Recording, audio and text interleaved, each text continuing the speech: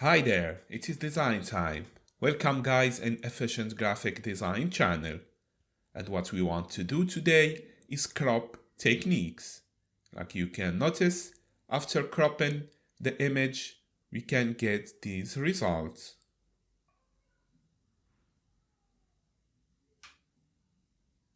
Also, in this image, we extend the background using the crop tool. To show you how to do that, let's jump in Photoshop. But before we begin, if you don't have the Adobe Photoshop installed in your machine, I placed the link in the description below where you can download the last version of Photoshop for free. And if you have any problem installing the software, just leave me a comment and I will reply to help you.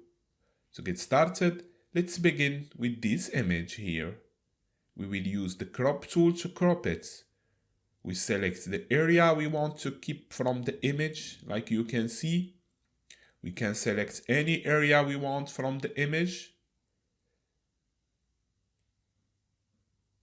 So before we activate the crop, we choose to delete the pixels or not.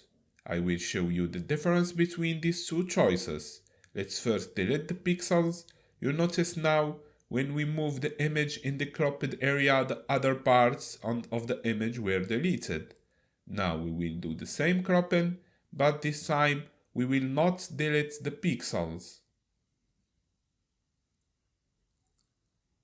We will do the same thing as before, but now in this time we will not delete the pixels. Like you can see, we uncheck the pixels deleted, and now you can see if we move the image into the area, you can see that the full image is here. There are no pixels which were deleted. That is the difference between the two choices.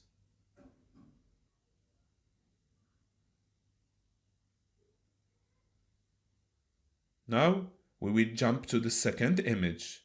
To see another great technique, there is the image in its origin state.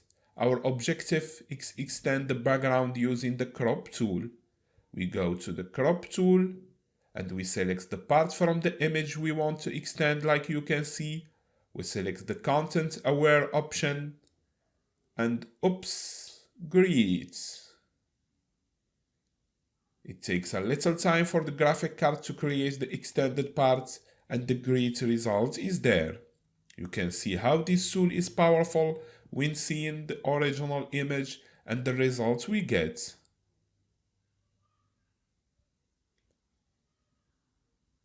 It extends the background of the image and creates a new part and add it to the image automatically with a perfect and great result. Alright guys, I wish you enjoyed this tutorial. Don't forget to subscribe to get the tutorials coming up, and if you have any issues, leave a comment and I will reply. Thanks for watching and see you in the next tutorials.